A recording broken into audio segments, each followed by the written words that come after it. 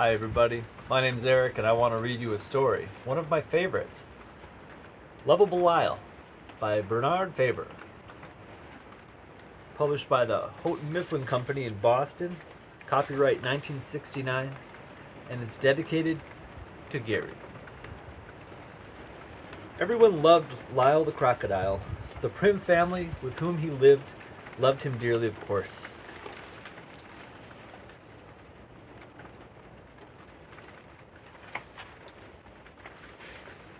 And the bakery lady loved him. She always gave Lyle a cookie, his favorite kind with colorful sprinkles on top. And Mr. Delight, the ice cream man, loved him. He always invited Lyle to climb aboard his truck and clang the bell. And Bird loved him. Love Lyle, squawked the bird.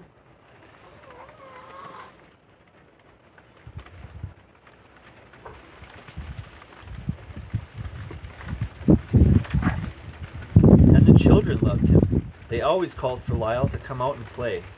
And in return, Lyle loved the whole wide, wonderful world. He didn't have one single enemy in it, or so he thought.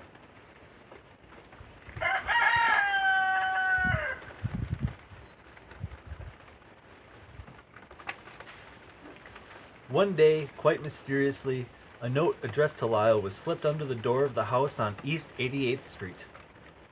Dear Lyle, Mr. Prim read to him, I hate you. I hate you more than anything. I hate you so much I can't stand it. And the note was signed, Your Enemy. Everyone was so surprised. Oh, how dreadful, cried Mrs. Prim. Whatever reason could anyone have for hating Lyle? Don't worry about it, Lyle, said Mr. Prim. Just keep being your wonderful self and try to forget this ever happened. Lyle went off to bed that night, trying hard to forget. Still, as he switched off the lights and gazed down upon the empty street below, he could not help sadly thinking, somebody out there hates me.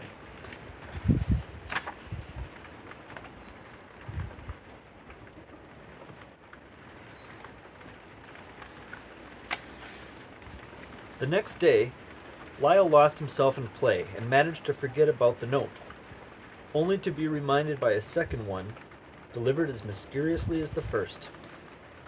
Dear Lyle, read Mrs. Prim, I hate you even more today than I did yesterday, if that is at all possible.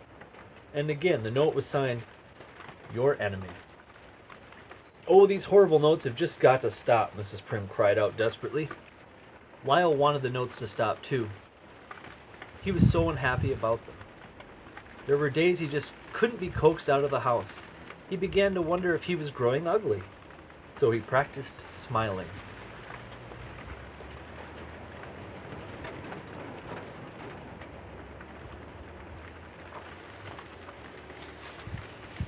At other times he was outdoors, being his friendliest to everyone, hoping somewhere, somehow, his enemy would see what a nice crocodile he really was. He smiled big, big smiles, and he waved big, big waves, greeting one and all as warmly and as joyously as he knew how. He performed all of his surefire tricks to amuse people, and practiced new ones at home each night.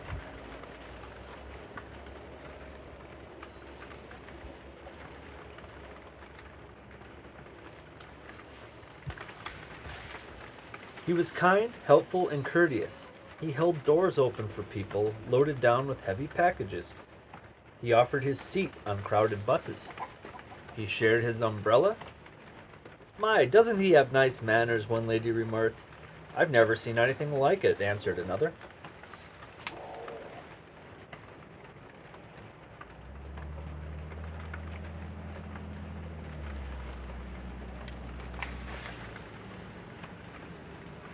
Poor Lyle worked so hard at being nice, he was positively exhausted by the end of the day. Indeed, all of the Prims were unhappy about the notes. Each time they heard someone approaching outside, Joshua or Mr. Prim, sometimes the entire family, would rush for the door in hopes of catching the note writer in the act. They even took turns watching from the window.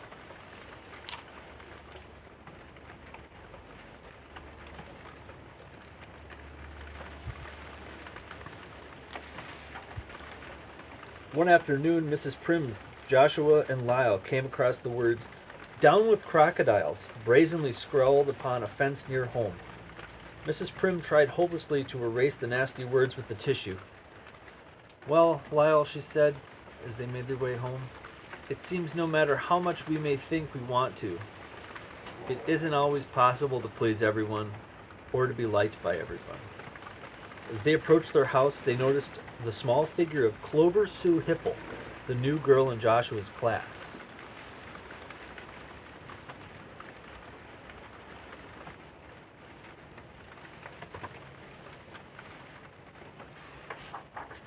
By the time they reached the door, Clover was gone, but resting under the door was still another note. "I just don't know if I can bring myself to read it," sighed Mrs. Prim, but she forced herself just the same. "Dear Lyle," she read, "I wish you would go away and never come back. Ever, ever, ever again." Once more it was signed, "Your enemy." Sadly, Mrs. Prim crumpled the note in her hand. Oddly, during the next several days, Mrs. Prim and Lyle found themselves running into Clover Sue Hipple almost everywhere they went. At the supermarket, they discovered her peeking out from behind a huge display of cornflakes.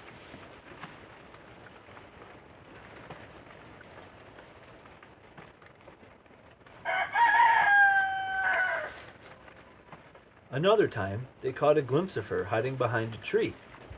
And again, one afternoon, they discovered her crouched behind a mailbox. Each time, Mrs. Prim smiled and tried to say hello.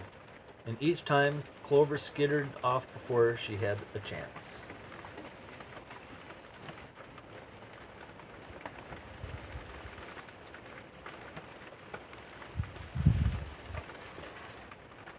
One day, as she was about to leave the house, Mrs. Prim glanced down just in time to see another note wiggling its way into the house. Quickly, she opened the door. Before her, wide-eyed with surprise and still clutching the note, stood Clover Sue Hipple. "Clover, dear, please don't run away," cried Mrs. Prim. "I would like to speak with you about Lyle. Has Lyle done something to make you angry with him?" "He takes my friends away from me," Clover burst out. "You what?" "He takes my friends away from me," the little girl said again. "When Lyle comes out, my friends run away. They run to play with him, and they play with him all of the time. I never have fun when Lyle is around." "But why can't you play with Lyle too?" asked Mrs. Prim.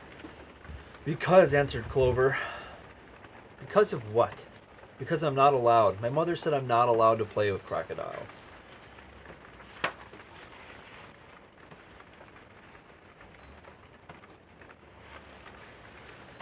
One day she... "Why don't you invite Clover's mother here to meet Lyle?" suggested Mr. Prim. "I'm sure when she sees for herself how gentle Lyle really is, she won't mind if Clover plays with him." Mrs. Prim telephoned Clover's mother the very next day.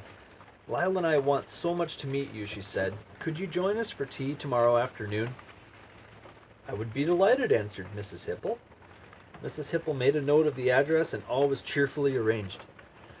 Now, who is this nice Mrs. Prim? Clover's mother wondered. Setting up the new house had left her little time for meeting neighbors.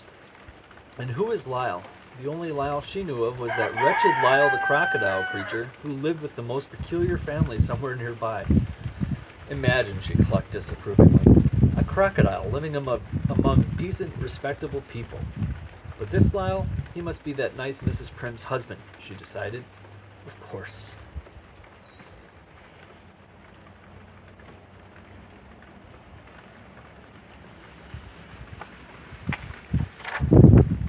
"Remember now, Lyle," said Mrs. Prim, "the following afternoon, when Mrs. Hipple arrives, greet her with your very best manners. Offer to take her coat, and when you have hung it neatly in the closet, join us in the living room. Understand?" Lyle nodded. "Good," said Mrs. Prim, humming as she returned to the kitchen. When Mrs. Hipple arrived, Lyle started down the stairs to meet her, but then he stopped. Suppose she won't like me? The thought popped into his head. Suddenly a wave of shyness came over Lyle. Suddenly the last thing in the world he wanted to do was meet Mrs. Hipple. "Lyle, Lyle," called Mrs. Prim.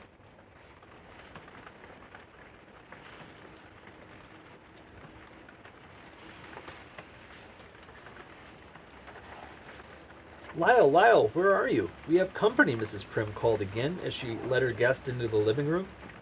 He wanted to go get her, but instead and although he kept telling himself it was absolutely the silliest, most ridiculous thing he could possibly do, Lyle squeezed himself into the hall closet and hid.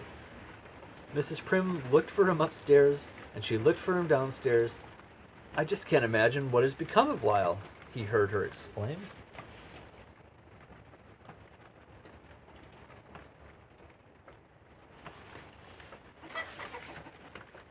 Amid the tinkling of teacups, Lyle could hear the voices of the two women. They talked about this, that, and everything under the sun. It was so stuffy and uncomfortable in the closet, he began to wish they would talk about Mrs. Hipple leaving.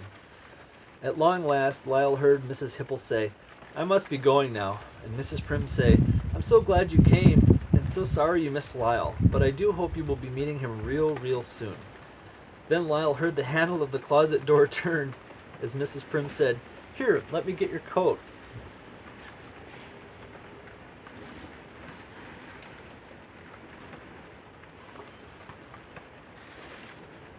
The instant the door opened, Lyle fell out upon both women. Mrs. Prim let out a sharp gasp, and Mrs. Hipple definitely screamed. "Are you all right? Are you all right?" Mrs. Prim cried out as they struggled to their feet. "Take him away! Take that monster away from me!" Mrs. Hipple began to shriek. "Oh, please, he won't hurt you. I promise he won't hurt you." Mrs. Prim tried to reassure her. "Look at him. He's more frightened than you are." "Let me out of here," Mrs. Hipple shrieked on. "Let me out of this terrible house."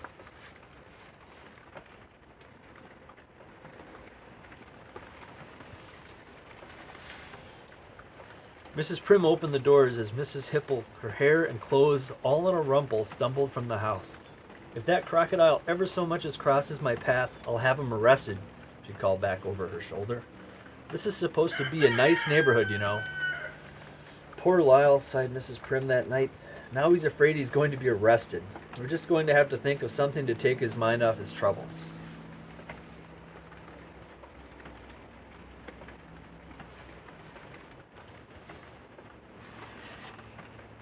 On the first warm day, the Prims knew just what to do for Lyle. "We'll take him to the beach," they decided. "Swimming has always been Lyle's favorite sport," smiled Mrs. Prim, "and he's by far the best swimmer in the family," her husband added. While Mr. and Mrs. Prim made themselves comfortable and Joshua started on a sandcastle, Lyle took a running dive into the water.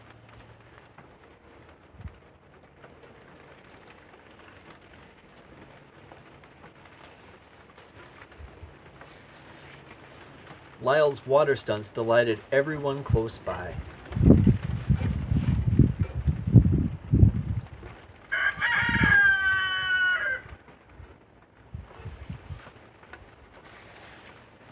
Everyone, that is, except Mrs. Hipple, who had just arrived, and with Clover was dunking her feet. Mrs. Hipple set out at once to find a lifeguard. "Lifeguard, lifeguard," she cried. "Do you permit crocodiles to bathe here?" "Certainly not," answered the lifeguard. "Well, it might interest you to know there is a crocodile bathing out there this very minute." Mrs. Hipple pointed to the spot where she had seen the crocodile.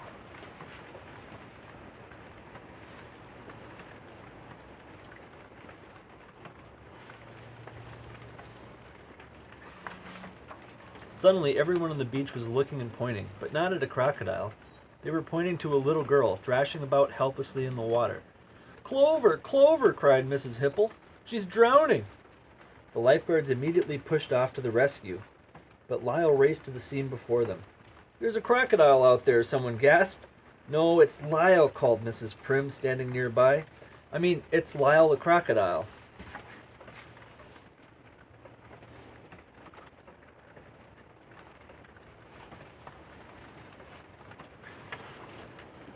Lyle brought a very wet but happy Clover safely back to shore. "Hurrah for Lyle!" the crowd shouted. "Oh, Lyle, dear friend," sobbed Mrs. Hipple. "How can I ever thank you enough?" Everyone was so proud of Lyle. He was immediately appointed honorary lifeguard. He was then given a hat, a sweatshirt, and a silver whistle. "Lyle, you are a hero," said the head lifeguard. "Feel free to come here and save people from drowning anytime you choose."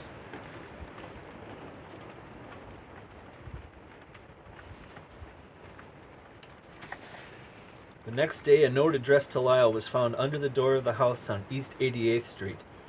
"Oh no, not again," Mrs. Prim moaned. "Dear Lyle," read Mr. Prim, "I love you. I love you more than anything. I love you so much I can't stand it.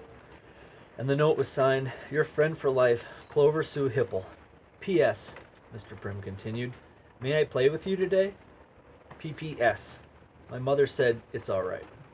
Lyle smiled, one of his big, big smiles.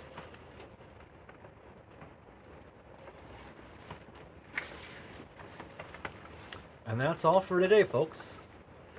Lovable Lyle, Bernard Waber, 1969.